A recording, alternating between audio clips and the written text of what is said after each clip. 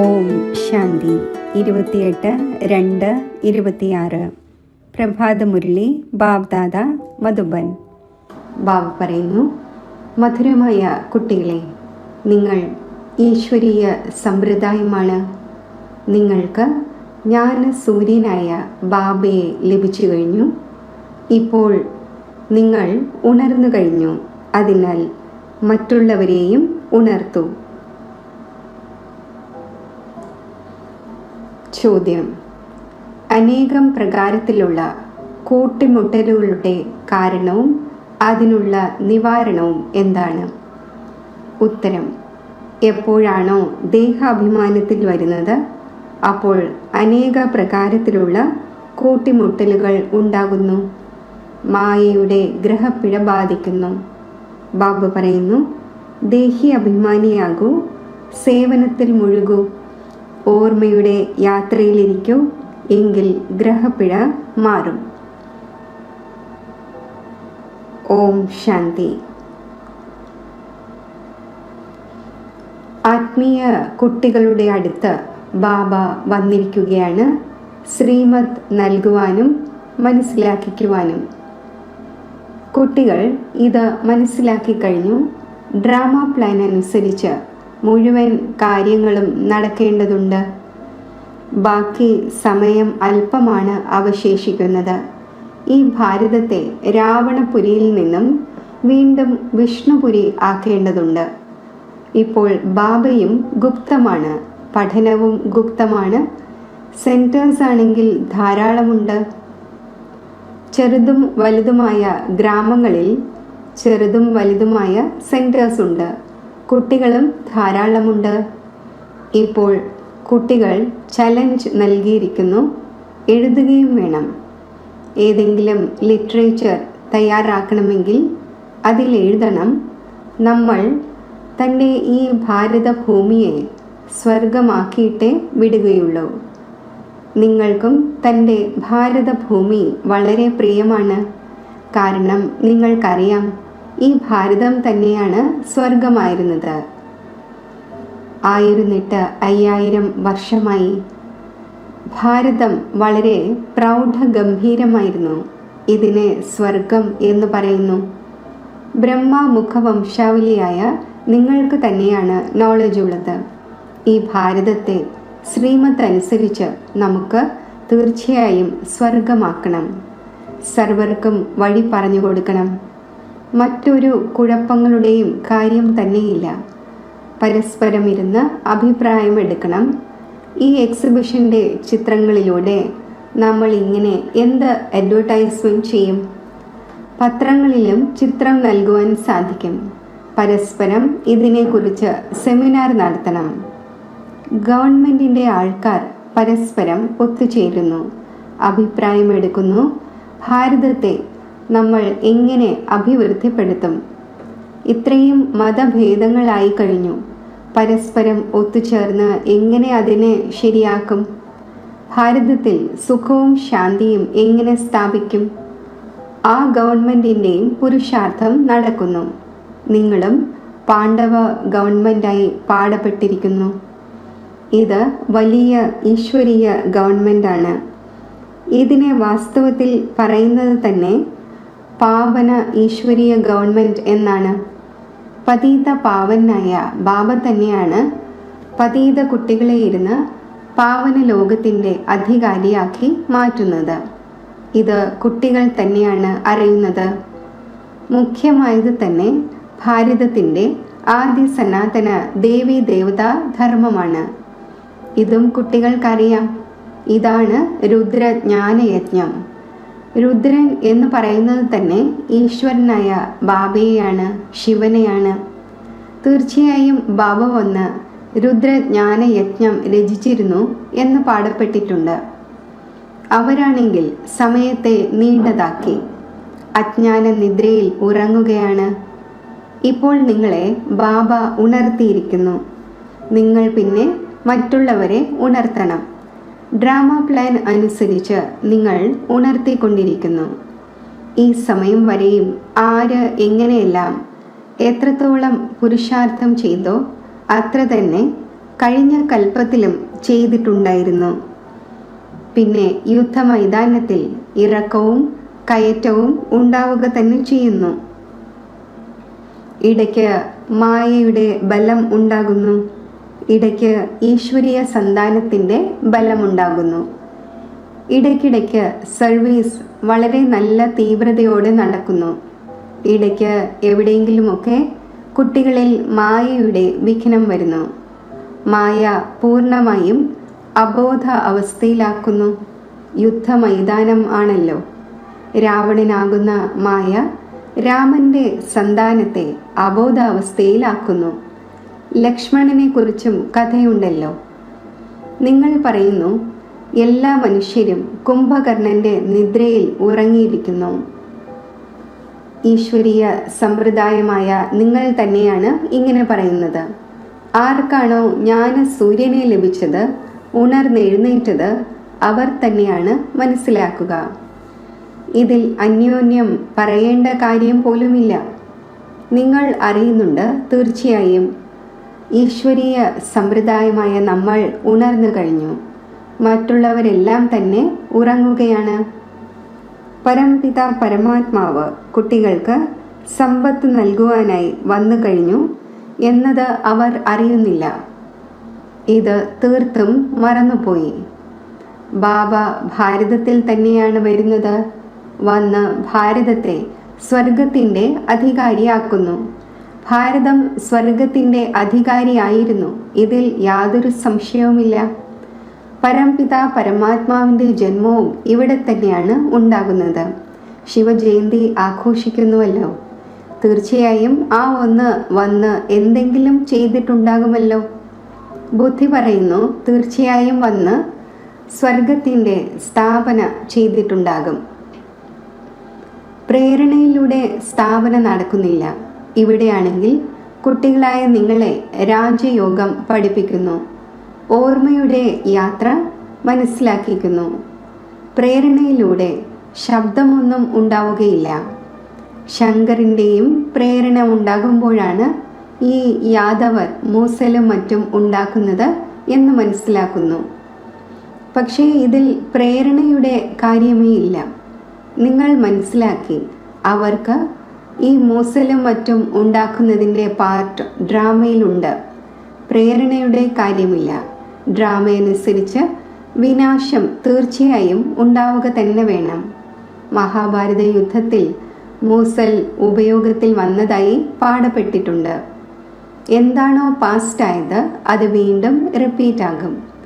നിങ്ങൾ ഗ്യാരണ്ടി ചെയ്യുന്നു നമ്മൾ ഭാരതത്തിൽ സ്വർഗം സ്ഥാപിക്കും. അവിടെ ഒരു ധർമ്മമായിരിക്കും. അനേകം ധർമ്മം വിനാശമാകും എന്ന് നിങ്ങൾ എഴുതുന്നില്ല. അതാണെങ്കിൽ ചിത്രത്തിൽ എഴുതപ്പെട്ടിട്ടുണ്ട്.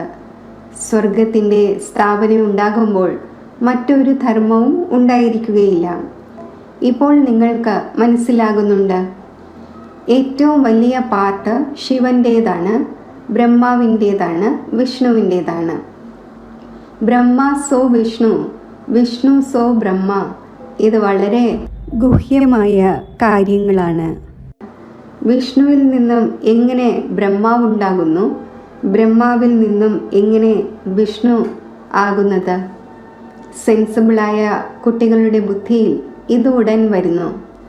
ദൈവിക സമ്പ്രദായം ഉണ്ടാവുക തന്നെ ചെയ്യുന്നു. ഒരാളുടെ കാര്യമല്ല. ഈ കാര്യങ്ങൾ കുട്ടികളായ നിങ്ങൾ മനസ്സിലാക്കുന്നുണ്ട്. ലോകത്തിൽ ഒരു മനുഷ്യൻ പോലും മനസ്സിലാക്കുന്നില്ല. ലക്ഷ്മി നാരായണൻ്റെയും വിഷ്ണുവിൻ്റെയും പൂജയും ചെയ്യുന്നു. എന്നാൽ അവർക്കറിയില്ല വിഷ്ണുവിൻ്റെ തന്നെ 2 രൂപമാണ് ലക്ഷ്മി നാരായണൻ.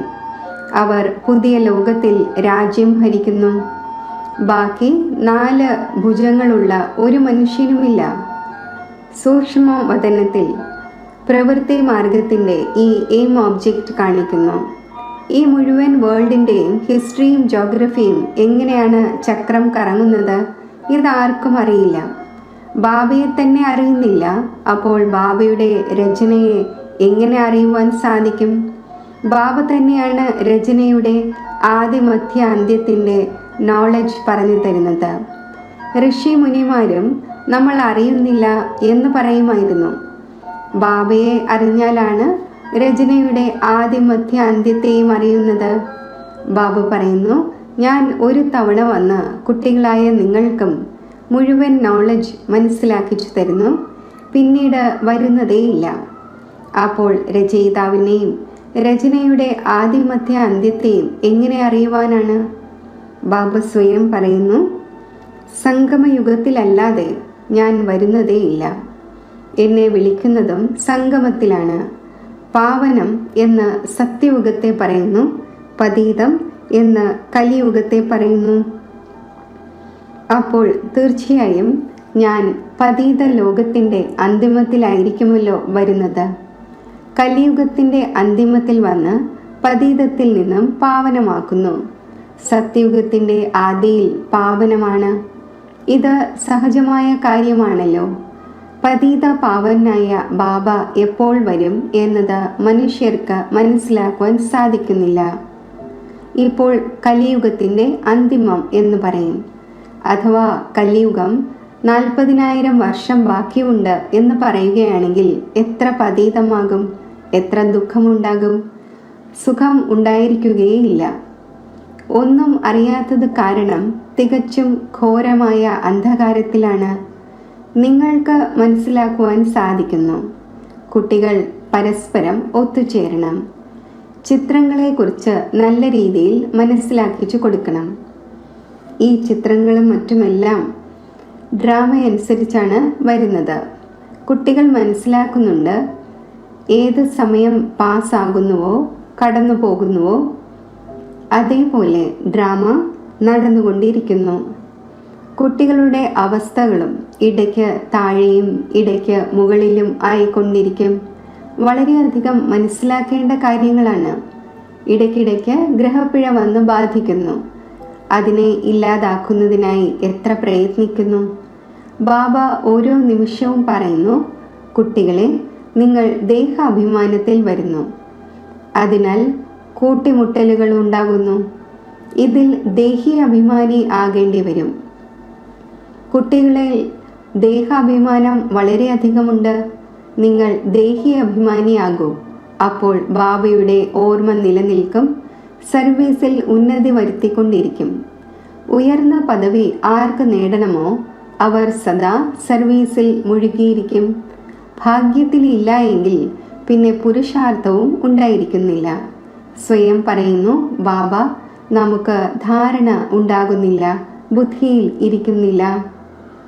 ആർക്കാണോ ധാരണ ഉണ്ടാകുന്നത് അപ്പോൾ സന്തോഷവും വളരെയധികം ഉണ്ടായിരിക്കും. ശിവ് ബാബ വന്നു കഴിഞ്ഞു എന്ന് മനസ്സിലാക്കുന്നു.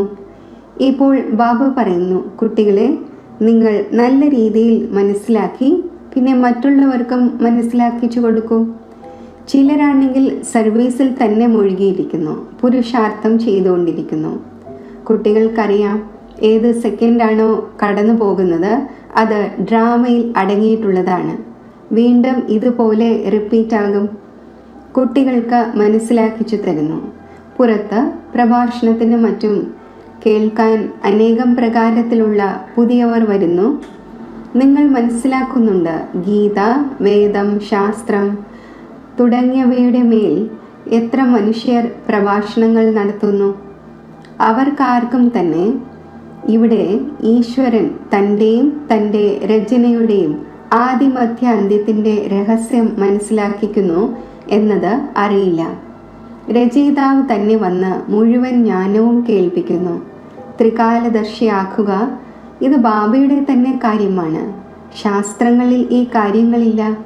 ഇത് പുതിയ കാര്യങ്ങളാണ്. ബാബ വീണ്ടും വീണ്ടും മനസ്സിലാക്കിക്കുന്നു. എവിടെയും ആദ്യം ഇത് മനസ്സിലാക്കിച്ചു കൊടുക്കണം. ഗീതയുടെ ഭഗവാൻ ആരാണ്? ശ്രീകൃഷ്ണനാണോ അതോ നിരാകാരനായ ശിവനാണോ? ഈ കാര്യങ്ങൾ പ്രൊജക്ടർ ഉപയോഗിച്ച് നിങ്ങൾക്ക് മനസ്സിലാക്കിച്ചു കൊടുക്കുവാൻ സാധിക്കില്ല. എക്സിബിഷനിൽ ചിത്രം മുന്നിൽ വച്ചിരിക്കുന്നു. അതുപയോഗിച്ച് മനസ്സിലാക്കിച്ചു കൊടുത്ത് നിങ്ങൾക്ക് ചോദിക്കുവാൻ സാധിക്കും. ഇനി പറയൂ, ഗീതയുടെ ഭഗവാൻ ആരാണ്? ജ്ഞാനസാഗരം ആരാണ്? കൃഷ്ണനെ പറയുവാൻ സാധിക്കില്ല. പവിത്രത, സുഖം, ശാന്തി ഇവയുടെ സാഗരം, ലിബറേറ്റർ, ഗൈഡ് ആരാണ്? ആദ്യം എഴുതിക്കണം, ഫോം പൂരിപ്പിക്കണം, പിന്നെ എല്ലാവരിൽ നിന്നും ഒപ്പുവാങ്ങണം. അവിടെ പക്ഷികളുടെ ശബ്ദമുണ്ടായി. ബാബു പറയുന്നു, നോക്കൂ എത്ര അടി കൂടുന്നു. ഈ സമയം മുഴുവൻ ലോകത്തിലും അടിവഴക്കുകൾ തന്നെയാണ്. മനുഷ്യരും പരസ്പരം അടികൂടിക്കൊണ്ടിരിക്കുന്നു. മനുഷ്യരിൽ തന്നെയാണ് മനസ്സിലാക്കാനുള്ള ബുദ്ധിയുള്ളത്. 5 വികാരങ്ങളും മനുഷ്യരിലാണ് പാടപ്പെട്ടിരിക്കുന്നത്. മൃഗങ്ങളുടെ കാര്യമേ ഇല്ല. ഇത് വികാരി ലോകമാണ്, വിഷ്യസ് വേൾഡ്. വേൾഡ് എന്നത് മനുഷ്യരെ കുറിച്ചാണ് പറയുന്നത്. കലിയുഗത്തിൽ ആസുരീയ സമ്പ്രദായവും സത്യയുഗത്തിൽ ദേവീ സമ്പ്രദായവുമാണ്. ഇപ്പോൾ നിങ്ങൾക്ക് ഈ മുഴുവൻ വ്യത്യാസവും മനസ്സിലായി. ഇത് തെളിയിച്ച് പറഞ്ഞു കൊടുക്കുവാൻ സാധിക്കും.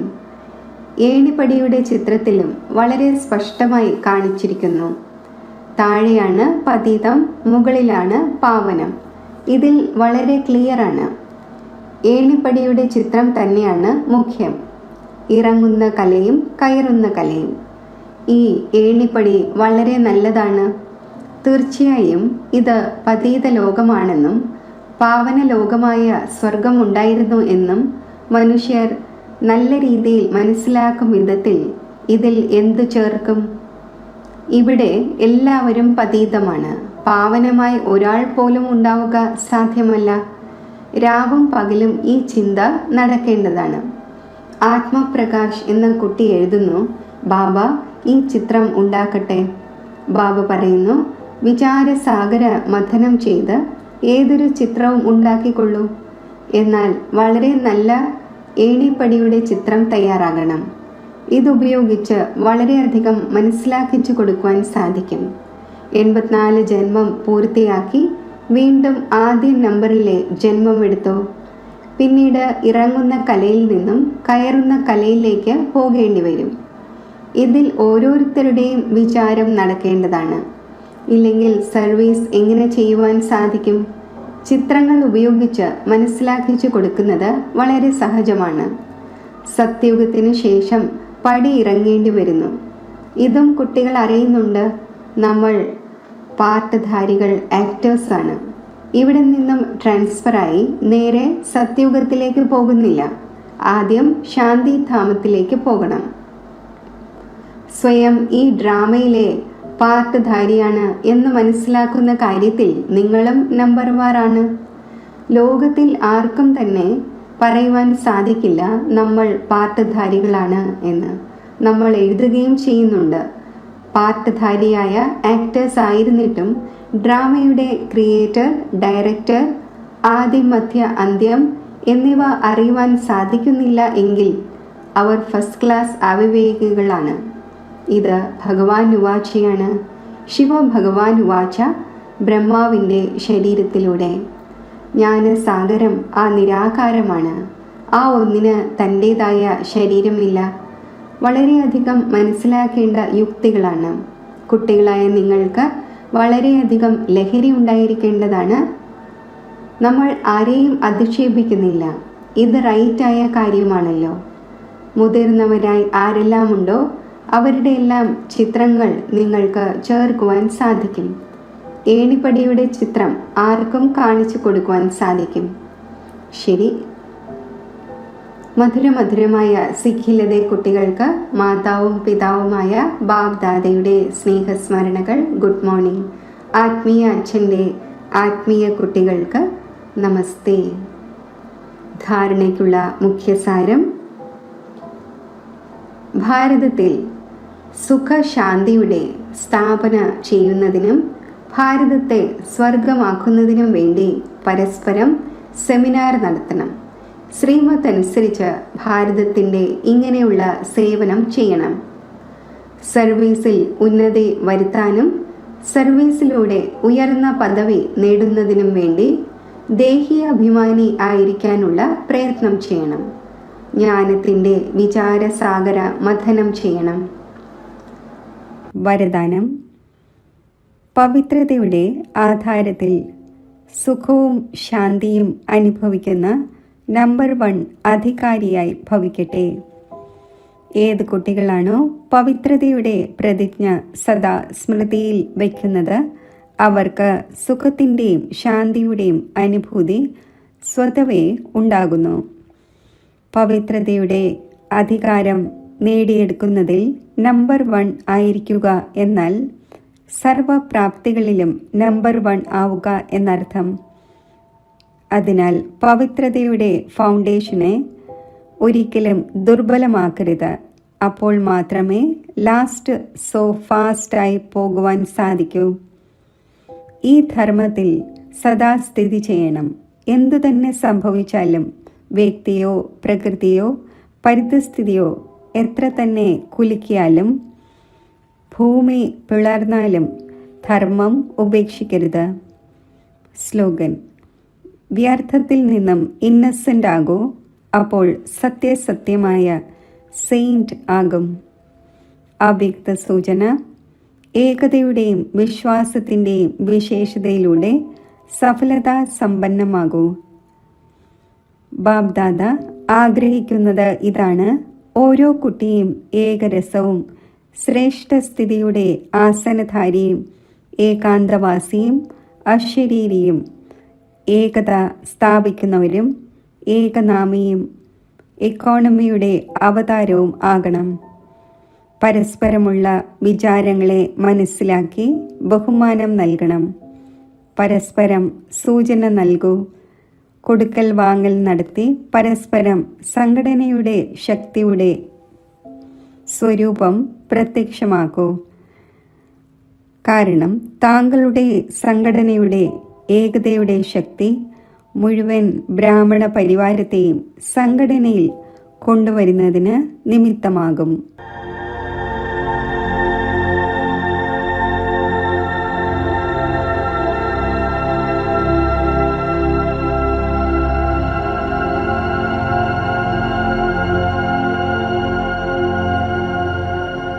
ഞാൻ ആത്മസ്വരൂപത്തിൽ സ്ഥിതി ചെയ്യുകയാണ്.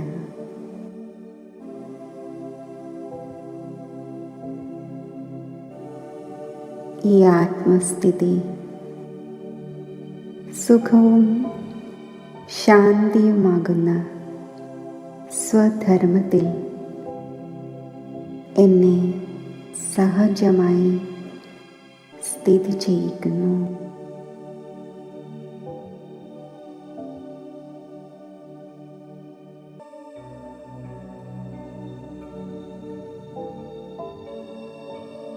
ബിന്ദുരൂപമായ ഞാൻ ശാന്തിധാമമാകുന്ന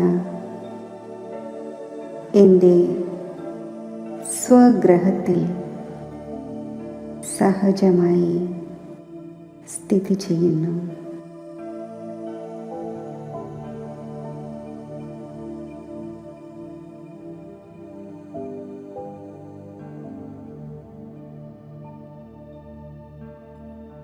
ശീതളമായ ഒരു സ്ഥാനത്തിരിക്കവേ ശീതളതയുടെ അനുഭവം സ്വതവേ ഉണ്ടാകുന്നത് പോലെ ഈ ശാന്തിധാമത്തിൽ ശാന്തി സാഗരനായ ബാബയുടെ സമീപത്ത് ഈ ഒന്നിൻ്റെ മാത്രം ഓർമ്മയിൽ മഗ്നമായിരിക്കുമ്പോൾ ഗഹനമായ ശാന്തിയുടെ ആത്മശാന്തിയുടെ അനുഭവം എനിക്ക് പ്രാപ്തമാവുകയാണ്.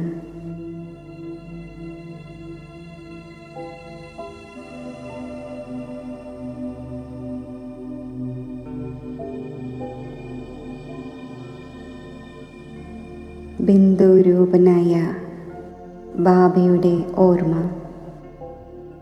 എന്നിൽ ഉൾക്കൊള്ളപ്പെട്ടിരിക്കുന്നു.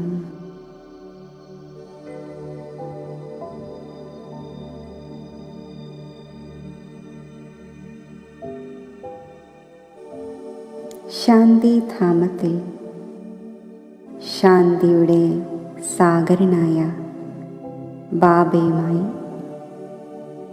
ഇങ്ങനെ കമ്പൈൻഡ് സ്വരൂപമായിരുന്ന ഞാൻ ഇപ്പോൾ വിശ്വത്തിലേക്ക് ഈ അനുപമമായ ശാന്തിയുടെ പ്രകാശബീജികൾ വ്യാപിപ്പിക്കുകയാണ്.